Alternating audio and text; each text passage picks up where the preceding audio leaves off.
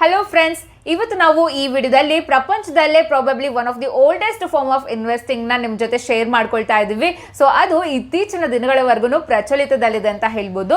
So ಅದ್ಯಾವುದು ಅಂತ ಅಂದ್ರೆ ಡಿವಿಡೆಂಡ್ ಇನ್ವೆಸ್ಟಿಂಗ್. ಸೊ ಈ ವಿಡಿಯೋದಲ್ಲಿ ನಾವು ಇವತ್ತು ಡಿವಿಡೆಂಡ್ ಅಂದ್ರೆ ಏನು, ಸೊ ಡಿವಿಡೆಂಡ್ ಇನ್ವೆಸ್ಟಿಂಗ್ ಅಂದ್ರೆ ಏನು, ಇದು ಯಾವ ರೀತಿ ವರ್ಕ್ ಆಗುತ್ತೆ, ಸೊ ಇದರ ಕೀ ರೇಷಿಯೋಸ್ ಗಳನ್ನ ನಾವು ಯಾವ್ದು ಗಮನದಲ್ಲಿ ಇಟ್ಕೊಂಡಿರ್ಬೇಕು, ಸೊ ಇದರ ಪ್ರೋಸ್ ಅಂಡ್ ಕಾನ್ಸ್ ಯಾವುದು, ಇದರ ಟ್ಯಾಕ್ಸೇಷನ್ ಯಾವ ತರ ಇರುತ್ತೆ, ಈ ತರ ಎಲ್ಲಾ ಮಾಹಿತಿಯನ್ನ ಶೇರ್ ಮಾಡ್ತಾ ಇದೀವಿ. ಆದ್ರೆ ಅದಕ್ಕೂ ಮುಂಚೆ ಯಾರನ್ನ grow Kannada YouTube channel subscribe ಮಾಡ್ಕೊಂಡಿಲ್ಲ, ಸಬ್ಸ್ಕ್ರೈಬ್ ಮಾಡ್ಕೊಳ್ಳಿ.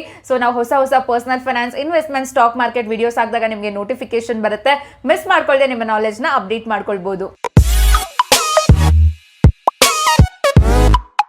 ಸೊ ಮೊದಲನೇದಾಗಿ ಡಿವಿಡೆಂಡ್ ಅಂದ್ರೆ ಏನು. ಸೊ ಡಿವಿಡೆಂಡ್ ಅಂತ ಅಂದ್ರೆ ಕಂಪನಿ ಏನೊಂದು ಪ್ರಾಫಿಟ್ ಅರ್ನ್ ಮಾಡಿರುತ್ತೋ ಸೊ ಅದನ್ನ ಒಂದು ಶೇರ್ ಹೋಲ್ಡರ್ಸ್ಗೆ ಡಿಸ್ಟ್ರಿಬ್ಯೂಟ್ ಮಾಡ್ತಾರೆ. ಸೊ ಯಾವಾಗ ಕಂಪನಿ ಒಂದು ಪ್ರಾಫಿಟ್ ಅಥವಾ ಸರ್ಪ್ಲಸ್ ಏನ್ ಅರ್ನ್ ಮಾಡಿರುತ್ತೋ ಇದನ್ನ ಪ್ರಪೋರ್ಷನ್ ಆಫ್ ದಿ ಪ್ರಾಫಿಟ್ ನ ಡಿಸ್ಟ್ರಿಬ್ಯೂಟ್ ಮಾಡಿದಾಗ ಇದನ್ನ ಡಿವಿಡೆಂಡ್ಸ್ ಅಂತ ಹೇಳ್ತೀವಿ. ಅಥವಾ ಕಂಪನಿ ಆ ಒಂದು ಪ್ರಾಫಿಟ್ ಏನ್ ಬಂದಿರುತ್ತೋ ಅದನ್ನ ರೀಇನ್ವೆಸ್ಟ್ಮೆಂಟ್ ಮಾಡ್ಕೊಂಡ್ರೆ ಬಿಸ್ನೆಸ್ ಅಲ್ಲಿ ಅದನ್ನೇ ನಾವು ರಿಟೈನ್ಡ್ ಅರ್ನಿಂಗ್ಸ್ ಅಂತ ಹೇಳ್ತೀವಿ. ಈ ಒಂದು ಡಿವಿಡೆಂಡ್ಸ್ ಬಂದು stock market one of the oldest feature ಅಂತಾನೆ ಹೇಳ್ಬೋದು. ಸೊ ಈ ಒಂದು ರೆಗ್ಯುಲರ್ ಡಿವಿಡೆಂಡ್ಸ್ ಪೇ ಮಾಡಿದಂತಹ ಫಸ್ಟ್ ಪಬ್ಲಿಕ್ ಕಂಪನಿ ಯಾವುದು ಅಂತ ಅಂದ್ರೆ Dutch East India company. So ಇವರು ಒಂದು ರೆಗ್ಯುಲರ್ ಆಗಿ ಆನ್ಯುವಲ್ ಡಿವಿಡೆಂಡ್ಸ್ ನ ಪೇ ಮಾಡ್ತಾ ಇರ್ತಾರೆ. So that around 18% of the value of shares from 1602 to 1800. ಇನ್ನು ಈ ಒಂದು ಡಿವಿಡೆಂಡ್ ನಲ್ಲಿ ಎರಡು ಮೇನ್ ಫಾರ್ಮ್ಸ್ ಗಳಿದೆ. ಸೊ ಮೊದಲನೇದು ಬಂದು ಕ್ಯಾಶ್ ಡಿವಿಡೆಂಡ್, ಇನ್ನು ಎರಡನೇದು ಬಂದು ಸ್ಟಾಕ್ ಡಿವಿಡೆಂಡ್ಸ್. ಸೊ ಈ ಒಂದು ಕ್ಯಾಶ್ ಡಿವಿಡೆಂಡ್ ಅಲ್ಲಿ ಏನಾಗುತ್ತೆ ಅಂತ ಅಂದ್ರೆ ಶೇರ್ ಹೋಲ್ಡರ್ಸ್ ಏನು ಕಂಪನಿ ಪ್ರಾಫಿಟ್ ಅರ್ನ್ ಆಗಿರುತ್ತೋ ಸೊ ಅದನ್ನ ಅವರು ಡಿಸ್ಟ್ರಿಬ್ಯೂಟ್ ಮಾಡುವಾಗ ಕ್ಯಾಶ್ ರೂಪದಲ್ಲಿ ಅವ್ರಿಗೆ ಕೊಡ್ತಾರೆ. ಅದೇ ಒಂದು ಸ್ಟಾಕ್ ಡಿವಿಡೆಂಡ್ ಅಂತ ನೋಡಿದ್ರೆ ಇಲ್ಲಿ ಬೋನಸ್ ಶೇರ್ಸ್ ಅಂದ್ರೆ ಶೇರ್ ಹೋಲ್ಡರ್ಸ್ ಕಡೆಯಿಂದ ಯಾವುದೇ ರೀತಿಯ ಒಂದು ಅಮೌಂಟ್ ತಗೊಳ್ದೇನೆ ಸೊ ಬೋನಸ್ ಶೇರ್ಸ್ ನ ಕೊಡ್ತಾರೆ ಅಟ್ ನೋ ಕಾಸ್ಟ್ ಅಂತ.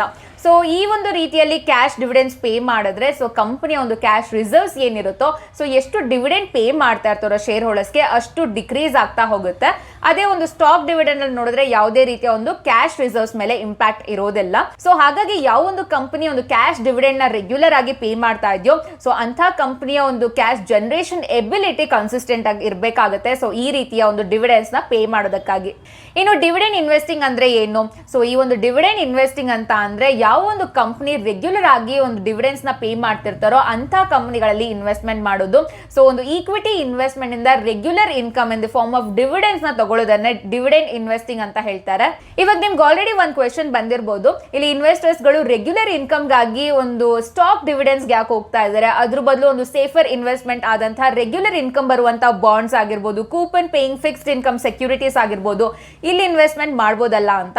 ಆದ್ರೆ ಡಿವಿಡೆಂಡ್ ಇನ್ವೆಸ್ಟಿಂಗ್ ಅಲ್ಲಿ ಎರಡು ಸ್ಟ್ರಾಟಜೀಸ್ ಗಳಿದೆ. ಸೊ ಮೊದಲನೇದು ಬಂದು ಏನೊಂದು ಡಿವಿಡೆಂಡ್ಸ್ ಇಂದ ಪ್ರಿಡಿಕ್ಟಬಲ್ ಇನ್ಕಮ್ ಸ್ಟ್ರೀಮು ಹಾಗೂ ಸೊ ಒಂದು ಕ್ಯಾಪಿಟಲ್ ಅಪ್ರಿಸಿಯೇಷನ್.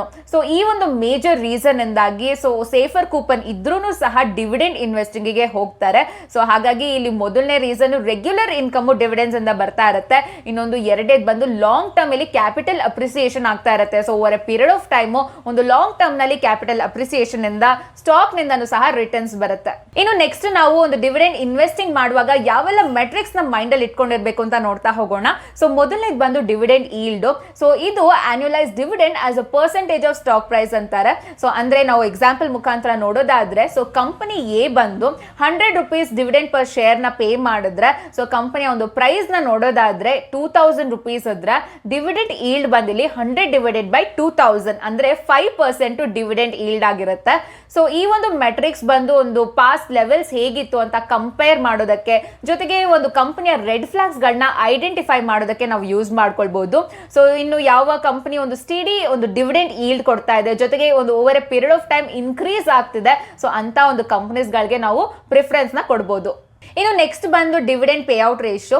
ಸೊ ಈ ಒಂದು ಡಿವಿಡೆಂಡ್ ಪೇಔಟ್ ರೇಷಿಯೋ ಅಂತ ಅಂದ್ರೆ ಇಟ್ಸ್ ಅ ರೇಷಿಯೋ ಬಿಟ್ವೀನ್ ಎಷ್ಟು ನಾವು ಟೋಟಲ್ ಡಿವಿಡೆಂಡ್ ನ ಶೇರ್ ಹೋಲ್ಡರ್ಸ್ಗೆ ಪೇ ಮಾಡ್ತಾ ಇದೀವಿ ಸೊ ಅದು ಅಂಡ್ ಕಂಪನಿಯ ಒಂದು ಓವರ್ ಆಲ್ ಪ್ರಾಫಿಟ್ ಅಥವಾ ಅರ್ನಿಂಗ್ಸ್.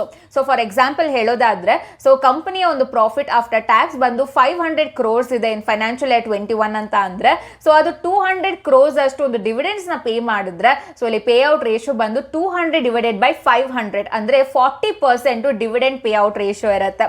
ಈ ಒಂದು ರೇಷಿಯೋನ ನಾವು dividend per share divided by earning per share ಇಂದಾನು ನಾವು ಕ್ಯಾಲ್ಕುಲೇಟ್ ಮಾಡಬಹುದು. ಸೊ ಈ ಒಂದು ರೇಷಿಯೋನ ನಾವು ನೋಡಿದ್ರೆ ಕಂಪನಿಯ ಒಂದು ಅರ್ನಿಂಗ್ಸ್ ಎಷ್ಟು ಶೇರ್ ಹೋಲ್ಡರ್ಸ್ಗೆ ರಿಟರ್ನ್ ಮಾಡ್ತಿದ್ದಾರೆ ಅಂತ ನಮಗೆ ಗೊತ್ತಾಗುತ್ತೆ. ಇದ್ರ ಜೊತೆಗೆ ಒಂದು ಡಿವಿಡೆಂಡ್ ಪೇ ಔಟ್ ರೇಷಿಯೋ ಜಾಸ್ತಿ ಆದಂಗೆ ನಮಗೆ ಡಿಸೈರಬಲ್ ಅಂತ ಅನ್ಸುತ್ತೆ. ಬಟ್ ನಾವು ಕಂಪನಿಯ ಒಂದು ಲಾಂಗ್ ಟರ್ಮ್ ಪರ್ಸ್ಪೆಕ್ಟ್ ಇಂದ ನೋಡಿದ್ರೆ ಇದು ಸಸ್ಟೈನಬಲ್ ಆಗಿರೋದಿಲ್ಲ.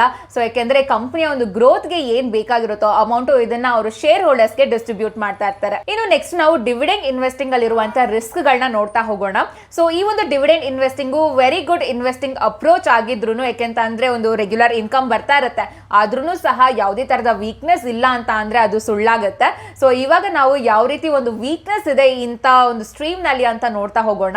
ಸೊ ಇಲ್ಲಿ ಡಿವಿಡೆಂಡ್ ಇನ್ವೆಸ್ಟಿಂಗ್ ಅಲ್ಲಿ ನಾವು ಇನ್ವೆಸ್ಟ್ಮೆಂಟ್ ಮಾಡಬೇಕು ಅಂತ ಅಂದ್ರೆ ರೆಗ್ಯುಲರ್ ಆಗಿ ಡಿವಿಡೆಂಡ್ ಕೊಡ್ತಿರುವಂತಹ ಕಂಪನೀಸ್ ಗಳನ್ನೇ ನಾವು ಪ್ರಯೋರಿಟೈಸ್ ಮಾಡ್ಕೊಳ್ತೀವಿ.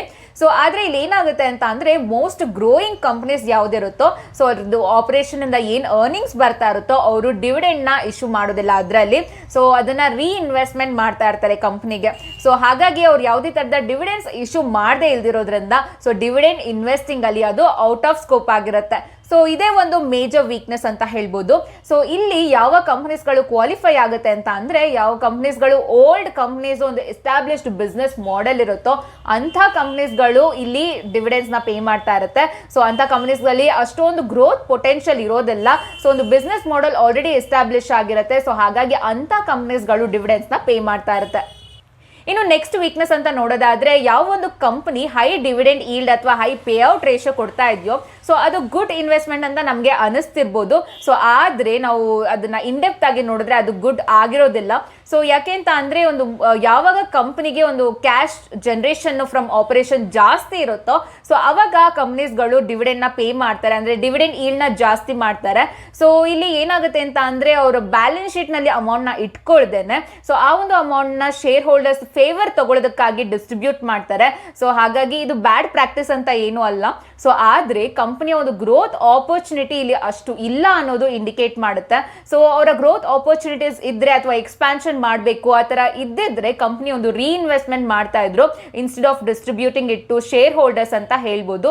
ಸೊ ಹಾಗಾಗಿ ಇಲ್ಲಿ ಇನ್ಕ್ರೀಸ್ಡ್ ಒಂದು ಡಿವಿಡೆಂಡ್ ಈಲ್ಡ್ ಅಥವಾ ಪೇ ಔಟ್ ರೇಷಿಯೋ ಇದ್ರೆ ಸೊ ಇದು ಬಂದು ಅಲ್ಲಿ ಎನಫ್ ಗ್ರೋತ್ ಆಪರ್ಚುನಿಟೀಸ್ ಇಲ್ಲ ಅನ್ನೋದನ್ನ ಇಂಡಿಕೇಟ್ ಮಾಡುತ್ತೆ. ಇದ್ರ ಜೊತೆಗೆ ಹೈ ಡಿವಿಡೆಂಡ್ ಈಲ್ಡ್ ಅಥವಾ ಪೇ ಔಟ್ ರೇಷಿಯೋ ಇದ್ದಾಗ ಸೊ ಇದು ಲಾಂಗ್ ರನ್ ನಲ್ಲಿ ಒಂದು ಕಂಪನಿ ಸಸ್ಟೈನ್ ಆಗೋದಕ್ಕೆ ಹೆಲ್ಪ್ ಮಾಡೋದಿಲ್ಲ. ಸೊ ಜೊತೆಗೆ ಕಂಪನಿಯನ್ನು ಫ್ಯೂಚರ್ ನಲ್ಲಿ ಒಂದು ಗುಡ್ ರೀಸನ್ ಗಾಗಿನೇ ಒಂದು ಎಕ್ಸ್ಪಾನ್ಷನ್ ಆಗಿರ್ಬೋದು ಅಥವಾ ಅಕ್ವಿಸಿಷನ್ ಗೆ ಒಂದು ಫೈನಾನ್ಸ್ ಗಾಗಿ ಏನಾದ್ರು ಈ ಒಂದು ಮೆಟ್ರಿಕ್ಸ್ ಡಿವಿಡೆಂಡ್ ಈಲ್ಡ್ ನ ಕಡಿಮೆ ಮಾಡಿದ್ರೆ ಸೊ ಒಂದು ಇನ್ವೆಸ್ಟರ್ಸ್ ಕಾನ್ಫಿಡೆನ್ಸ್ ನ ಲೋ ಮಾಡೋದ್ರಲ್ಲಿ ಯಾವುದೇ ಸಂದೇಹ ಇಲ್ಲ ಅಂತ ಹೇಳ್ಬೋದು. ಸೊ ಹಾಗಾಗಿ ಇಲ್ಲಿ ಇನ್ವೆಸ್ಟರ್ಸ್ ಗಳು ಡಿವಿಡೆಂಡ್ ಇನ್ವೆಸ್ಟ್ಮೆಂಟ್ ಮಾಡೋದಕ್ಕಿಂತ ಮುಂಚೆ ಸೊ ಒಂದು ಎಕ್ಸ್ಟೆನ್ಸಿವ್ಲಿ ರಿಸರ್ಚ್ ಮಾಡಬೇಕಾಗಿರುತ್ತೆ. ಜಸ್ಟ್ ಬಿಕಾಸ್ ಒಂದು ಡಿವಿಡೆಂಡ್ ಈಲ್ಡ್ ಪರ್ಸೆಂಟೇಜ್ ಅಥವಾ ಪೇ ಔಟ್ ರೇಷಿಯೋ ಜಾಸ್ತಿ ಇದೆ ಅಂತ ಇನ್ವೆಸ್ಟ್ಮೆಂಟ್ ಮಾಡೋದು ತಪ್ಪಾಗಿರುತ್ತೆ. ಸೊ ಒಂದು ಎಕ್ಸ್ಟೆನ್ಸಿವ್ ರಿಸರ್ಚ್ ಮಾಡ್ಕೊಂಡು ಯಾವ ತರ ಕಂಪನಿಯ ವೀಕ್ನೆಸ್ ಇದೆ ಅಂತೆಲ್ಲ ನೋಡ್ಕೊಂಡು ನೆಕ್ಸ್ಟ್ ಸ್ಟೆಪ್ ಇಡಬೇಕು. ಇನ್ನು ನೆಕ್ಸ್ಟ್ ನಾವು ಟ್ಯಾಕ್ಸೇಷನ್ ಪಾರ್ಟ್ ನ ನೋಡೋದಾದ್ರೆ ಇಲ್ಲಿ ಒಂದು ಸ್ಟಾಕ್ ರಿಟರ್ನ್ಸ್ ಹಾಗೂ ಡಿವಿಡೆಂಡ್ ಗೆ ಬೇರೆ ತರ ಟ್ರೀಟ್ಮೆಂಟ್ ಇರುತ್ತೆ. ಸ್ಟಾಕ್ ರಿಟರ್ನ್ಸ್ ಬಂದು ಕ್ಯಾಪಿಟಲ್ ಗೇನ್ ಟ್ಯಾಕ್ಸ್ ಬರುತ್ತೆ ಅಂಡ್ ಡಿವಿಡೆಂಡ್ಸ್ ಇಲ್ಲಿ ಸೊ 5,000 ಕ್ಕೂ ಜಾಸ್ತಿ ರಿಸೀವ್ ಮಾಡ್ತಾ ಇದ್ರೆ 10% TDS ನ ಡಿಸ್ಟ್ರಿಬ್ಯೂಟರ್ ಅಥವಾ ಕಂಪನಿನೇ ಡಿಡಕ್ಟ್ ಮಾಡಿ ಕೊಡ್ತಾರೆ.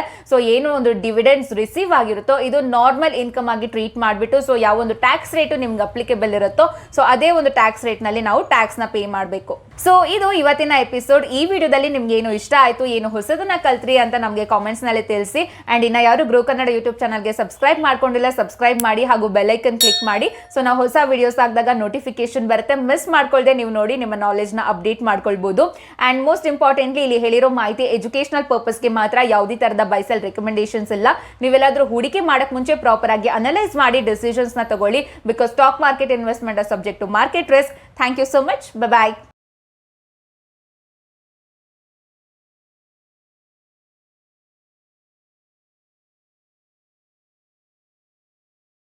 Investment in securities market are subject to market risks. Read all the related documents carefully before investing. Please read the risk disclosure documents carefully before investing in equity shares, derivatives, mutual fund, and or other instruments traded on the stock exchanges.